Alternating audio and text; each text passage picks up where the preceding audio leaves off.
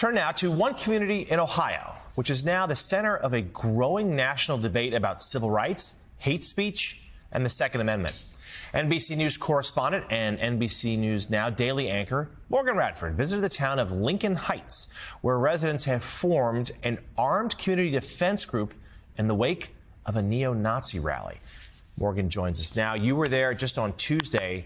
What did the residents tell you about what's going on? Yeah, I was there just this week. John, it was fascinating because what's interesting is that this town was founded during the Great Migration back in the 20s as a refuge for black citizens, which is why it was especially painful when neo-Nazis suddenly appeared in this 3,000-person majority black town. But they decided to fight back, taking up arms and patrolling their own streets.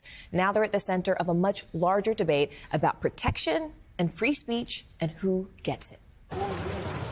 These aren't police officers or soldiers. We're business owners, we're fathers, we're sons, daughters. These are civilians, members of the Lincoln Heights Safety and Watch program. It's a duty. Okay, let's go. The duty, protecting their neighborhood, the majority black village of Lincoln Heights, Ohio. Ain't nobody scared of you. After neo-Nazis held a rally here last month, carrying rifles, waving swastikas, and hurling racial slurs, just moments before children were let out of school. At the time, law enforcement officials said the neo-Nazis did not break any laws, but an investigation by county prosecutors is ongoing. Weeks later, the KKK came with these flyers.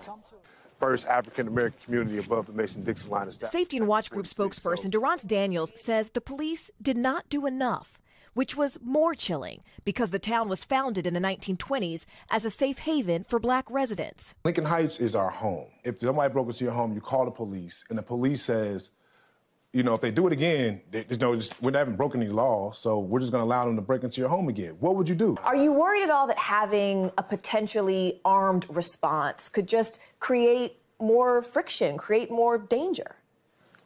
I'll answer that by saying I've never felt safer as a black man in my community than I have right now.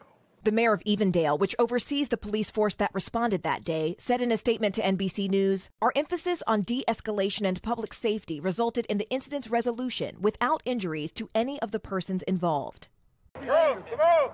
But residents here say they can't afford to wait.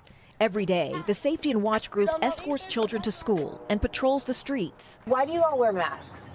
Those Nazis, we have reports of them finding our backgrounds, so we're not hiding ourselves from the residents, but we're protecting our family for what we're doing out here.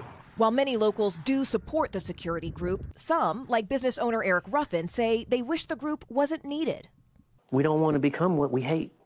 You know, we don't want to become a group of people that walk around feeling like we have a reason in America to have to protect ourselves. And this community Stand up. Stand up. is not backing down. We contacted the mayor of Evendale's office, and they say that prosecutors are looking at body camera footage of the neo-Nazi rally to see if any criminal charges could be filed. But meantime, the Hamilton County Sheriff is also calling on state lawmakers to pass legislation making it a crime to wear a mask with the purpose of intimidation while open carrying, guys. So, Morgan, let me ask you, one of the people you interviewed there, a young man, said he's never felt safer in his community than he does now. So this could have an impact nationwide, things like this. I mean, there is a contagion factor in safety. People always seek it. What did the mayor or anybody that you spoke to think about the contagion factor? Durrance, I don't want to speak for him, but after my conversation with him, I feel like I could confidently say he would say the contagion factor has already happened. Because when I asked, is this a reaction to a local moment or a national movement? And he said, look at January 6th.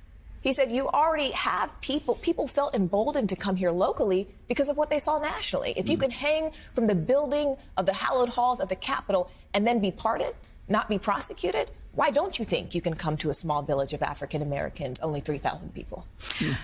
Morgan, does the group have any real authority? But as long as they stay within the confines of the law, they should be okay. It's a great question. You know, I asked that basically, are you stopping cars when they come in because you think someone looks suspicious? Is that, you know, profiling in its own sort of way? And they said, no. We are patently aware of what our rights are and what our limitations are. They said, we're not officers. What we do is we are trying to cooperate with the police department. So if we see suspicious activity, because remember the KKK came back with flyers just after this rally. So they're saying this is more of a defensive posture to deter people from entering our community and showing them, by virtue of our masks, by virtue of our guns, that you can't come here and we're not going to take this punchline down. All right, important story, fascinating. NBC News correspondent and NBC News Now daily anchor Morgan Radford. Morgan, thank you. Good to see you.